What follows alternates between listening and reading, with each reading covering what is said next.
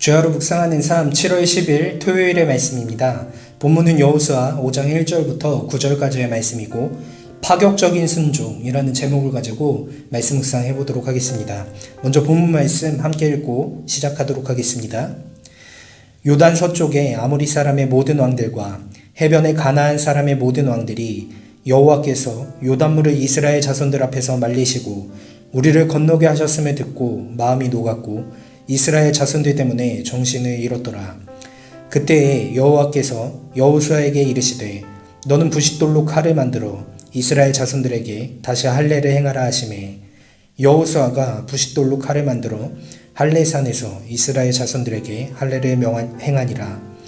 여호수아가 할례를 시행한 까닭은 이것이니 애굽에서 나온 모든 백성 중 남자 곧 모든 군사는 애굽에서 나온 후 광야 길에서 죽었는데 그 나온 백성은 다 할례를 받았으나 다만 애굽에서 나온 후 광야길에서 난 자는 할례를 받지 못하였음이니라.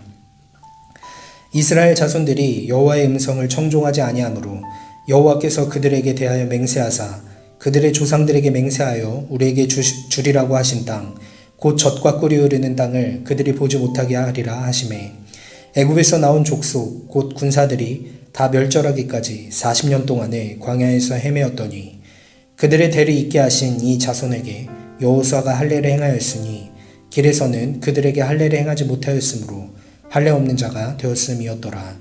또 그 모든 백성에게 할례 행하기를 마침에 백성이 진중 각 처소에 머물며 낫기를 기다릴 때에 여호와께서 여호수아에게 이르시되 내가 오늘 애굽의 수치를 너희에게서 떠나가게 하였다 하셨으므로 그곳 이름을 오늘까지 길갈이라 하느니라.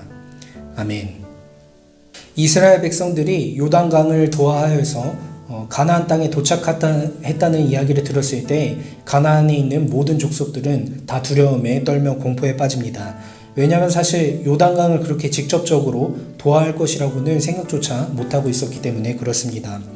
그 굉장히 파격적인 행보였죠. 그리고 일반적으로 상상할 수 없는 일들이었는데 이렇게 파격적인 행보를 이어가는 이스라엘은 오늘 본문에서 다시 한 번 더 또 파격적인 모습을 보여줍니다. 그것은 바로 할례를 시행한 것이죠. 그것은 물론 여호와 하나님께서 명령하신 이야기였습니다. 명령하신 이야기였고 또 그 할례를 행한 이유는 오늘 본문 4절과 5절 말씀에 잘 나와 있습니다. 맨 처음 출애굽을 했을 당시에 나왔던 모든 남자들은 하나님의 명령에 순종하지 아니하여서 가나안 땅을 밟을 수가 없었고 그들은 그 40년을 광야에서 지내는 동안 모두 죽습니다. 그 기간 동안에 태어난 사람들, 이 사람들은 아직 온전하게 할례를 행하지 못하는 상태였기 때문에 그들에게 오늘 할례를 행한 것입니다. 근데 문제는 지금 상황입니다. 지금 상황은 이스라엘이 이미 요단강을 건너와서 가나안 땅에 머물렀다는 것입니다. 그렇다는 것은 적과 대척점에 있다는 것이죠. 적과 대척점에 있는 상태에서 이렇게 할례를 행하는 것은 굉장히 위험한 도박이라고 할 수 있습니다. 할례를 행하는 사람들은 이제 남성들에게 행하기 때문에 그들이 군사 인력인데 할례를 행한 다음에 움직일 수가 없지 않겠습니까? 그런 상황에서 이렇게 할례를 했다는 것은 굉장히 파격적인 행동이라고 할 수 있을 것입니다. 그리고 이 파격적인 행동은 곧 여호와 하나님에 대한 파격적인 순종이라고도 말할 수 있을 것입니다. 네, 우리가 여호수아를 시작하면서 여호와 하나님께서 여호수아에게 나타나시고 그 여호수아가 백성에게 나아가서 이제 내가 너희와 함께 진격할 것이다. 나와 함께 하시는 여호와 하나님께서 함께 하실 것이다 라는 이야기를 했을 때에 모든 이스라엘 백성들이 군소리 없이 순종하겠다라고 이야기를 한 모습을 보았습니다. 그것이 오늘까지도 계속해서 잘 이루어지고 있다는 것을 보여주고 있습니다. 또 오늘 있었던 순종은 어떠한 상황보다 더 놀라운 순종이었죠.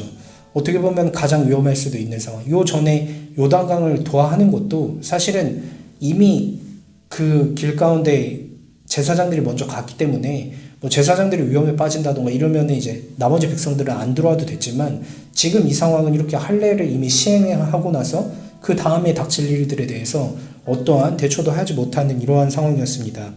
오늘 상황은 지도자의 입장에서나 구성원의 입장에서나 모두 쉽지 않은 상황이었지만 그들이 이렇게 순종할 수 있었던 것은 여호와 하나님을 전적으로 신뢰하였기 때문이라고 할 수 있을 것입니다. 우리가 잘 생각해 보면 이렇게 위대한 일, 또 초월적인 일들을 경험할지라도 그 다음에 또 여호와께서 무언가를 요구하셨을 때 순종하지 않는 모습을 보여줄 때도 분명히 있음을 생각해 본다면 오늘 모습은 이미 요 전까지 요단강을 도하하고 또 이런 많은 일들을 보여줬지만 그럼에도 불구하고 이들이 분명히 인간으로서 순종하지 않을 수도 있겠지만 오늘 모습에서만큼은 분명히 온전한 순종, 그것을 뛰어넘어서 굉장히 파격적인 순종의 모습을 보여준 것이라고 할 수 있을 것 같습니다. 예를 들어서 우리의 상황으로 생각해보면 이런 것이죠. 우리가 만약에 수련회를 통해서 어떤 뜨거운 은혜를 받았다고 생각을 해봅시다. 그랬을 때 수련회가 끝나면은 그 다음날에 어떻게 사시나요? 물론 많은 은혜를 받았기 때문에 또 그 은혜에 걸맞게 여호와 하나님의 뜻을 구하면서 잘 살아갈 수도 있겠지만 또 한편으로는 그렇지 않은 모습을 보여줄 때도 있습니다. 어저께까지 그렇게 수련회 열심히 하고 좋은 모습 보였지만 그렇게 큰 일을 겪고 나서도 그 다음에 얼마든지 순종하지 않고 다시 일상적인 나의 모습으로 돌아가는 경우도 굉장히 많다는 것이죠. 그랬을 때 중요한 것은 우리가 파격적인 일을 경험하는 것, 그것도 중요하면서 또 우리가 그 뒤에 이어지는 일상적인 모든 일 가운데 계속해서 순종해 나가는 것이 굉장히 중요하다고 할 수 있을 것입니다. 어쨌든 오늘 이스라엘의 모습은 분명히 파격적으로 순종하는, 계속해서 순종하는 모습을 보여주었다는 것이죠. 우리 오늘 말씀 잘 기억하시면서 우리의 모든 삶 가운데 어느 부분만 은혜 받았을 때만 또 뭐 했을 때만 그때만 순종하는 것이 아니라 우리의 모든 일상의 삶 가운데 계속해서 파격적으로 순종해 나가는 모습을 보이시는 우리 청년부원들 되시길 소망하며 기도로 말씀 묵상 마치도록 하겠습니다. 좋으신 하나님, 은혜를 감사합니다. 오늘 말씀을 통하여서 다시 한 번 더 파격적인 순종의 모습을 보여준 이스라엘을 보여주심에 감사합니다.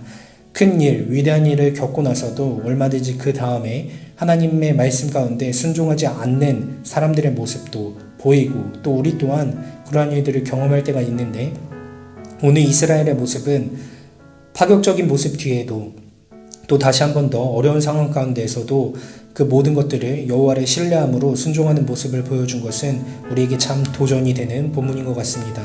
하나님, 오늘 말씀 기억하면서 우리의 모든 삶 가운데, 모든 자리 가운데 파격적으로 순종할 수 있는 우리 청년부원들 되어질 수 있도록 인도하여 주시옵소서. 그 일이 우리의 힘과 우리의 노력만으로는 불가능하오니 우리 가운데 은혜를 베풀어 주셔서 우리가 그런 놀라운 순종의 길로 나아갈 수 있는 향기나는 교회 청년부원들 한 사람 한 사람 되어질 수 있도록 인도하여 주시고 그 놀라운 순종의 삶 가운데 파격적인 은혜를 경험할 수 있는 우리 청년부원들 모든 구성원들 되어질 수 있도록 인도하여 주시옵소서. 감사를 드리며 믿음의 주인 되시며 우리를 온전하게 하시는 예수님의 이름으로 기도합니다. 아멘.